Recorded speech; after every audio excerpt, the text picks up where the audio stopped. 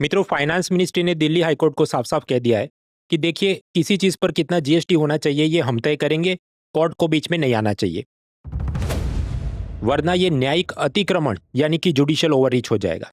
आप याद करें, सितंबर 2025 में जीएसटी के स्लैब में बदलाव हुआ कि 5, 18 और महंगी वाली एसयूवी कार्स पर 40% जीएसटी।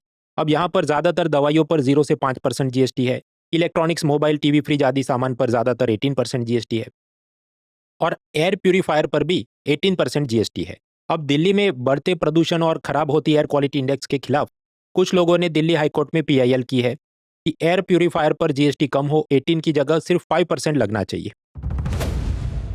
ताकि ये जो अभी एयर प्यूरीफायर 10-12 हज़ार से लेके 60,000 रुपए के आते हैं, आम आदमी उसको अफोर्ड कर सके। इस पर फाइनेंस मिनिस्ट्री के सरकारी वकील ने कोर्ट को कहा कि इसमें कोर्ट को बीच में नहीं आना चाहिए, क्योंकि जीएसटी की दरों में बदलाव करना ये केवल जीएसटी काउंसिल का काम है, जो एक संवैधानिक संस्था है और यहाँ डिसीजन वोटिंग से लिए जाते हैं।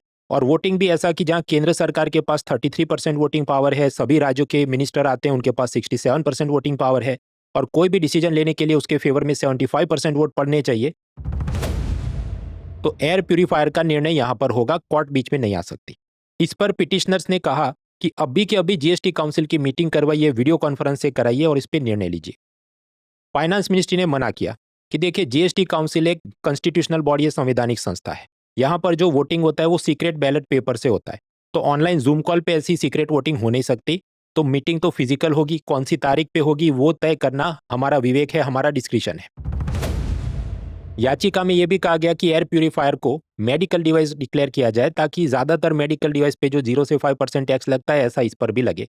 फाइनेंस मिनिस्ट्री इसके हक में नहीं है, क्योंकि अगर मेडिकल डिवाइस डिक्लेयर किया तो एयर प्यूरीफायर कंपनियों ने Central Drug Standard Control Organisation यानी सीडेस्को और Drug Controller General of India DCGI से लाइसेंस लेना होगा, जैसा डायबिटीज के ग्लूकोमीटर, एक्सरे मशीन आदि सबको लेना पड़ता है। तो छोटी इलेक्ट्रॉनिक्स कंपनियां ये सब उसके टाइट रेगुलेशन कंप्लाई नहीं कर पाएंगी, वो बंद हो जाएंगी और कुछ ही कंपनियों की मोनोपोली हो जाएगी और फिर वो दे दनादन बहुत ज्यादा प्राइस चार्ज करेंगे। इनफैक्ट सरकारी वकील ने ऐसी भी शंका जताई कोर्ट के सामने कि ये जिन लोगों ने पीआईएल की है, क्या ये सच में जेन्युइन है या इसके पीछे किसी कंपनी का हाथ है जो अपनी मोनोपोली बनवाना चाहती है। तो ये तो वेस्टेड इंटरेस्ट से भरी एक लोडेड पीआईएल लगती है। फाइनेंस मिनिस्ट्री के इस विरोध के पीछे एक इकोनॉमिक्स का भी कारण है। देखिए, एयर प्यूरीफायर बनाने में जो भी स्पेयर पार्ट मशीनरी लगती हो, मान लीजिए उस पर 18% जीएसटी लगे और फाइनल प्रोडक्ट यानी एयर प्यूरीफायर पर केवल 5% जीएसटी लगे, तो ये ऐसा हो रहा है कि आउटपुट पर कम है और इनपुट पर ज़्यादा है। ऐसे केस में होता है इन्वर्टेड ड्यूटी स्ट्रक्चर का प्रॉब्लम, जहां पर फाइनेंस मिनिस्ट्री ने इन सब एयर प्यूरीफायर कंपनी के मालिकों को इनपुट टैक्स क्रेडिट का रिफंड देना होगा। तो एक प्रकार से सरकार का नुकसान हो जाए तो ये भी एक विरोध का कारण हो सकता है। तो ये सब देखते सोचते हुए सरकारी वकील ने कहा कि कोर्ट ने बीच में नहीं आना चाहिए, वरना जुडिशियल ओवररीच यानी कि न्यायिक अतिक्रमण हो जाएगा। इसके पहले भी इकोनॉमिक सर्वे ने दबे स्वर में अलग अलग टाइम पे कोर्ट को ये बात सुनाई है कि जैसे पटाखों पे पाबंदी पर सुप्रीम कोर्ट का निर्णय हो या हाईवे की होटलों पर दारू नहीं बेच सकते ऐसा निर्णय हो। इन सभी जुडिशियल डिसीजन का इकोनॉमी पे भी असर होता है, क्योंकि वो कंपनियां, वो होटल, उनका धंधा चौपट हो जाए, वो बैंकों के लोन नहीं चुका सके, नॉन परफॉर्मिंग एसेट की समस्या बढ़े। तो इकोनॉमिक सर्वे ने हमेशा ये कहा है कि ये जो अपने जुडिशरी, लेजिस्लेचर और एग्जीक्यूटिव 3 शाखाएं हैं, तो आपस में एक दूसरे के काम में दखल नहीं देना चाहिए।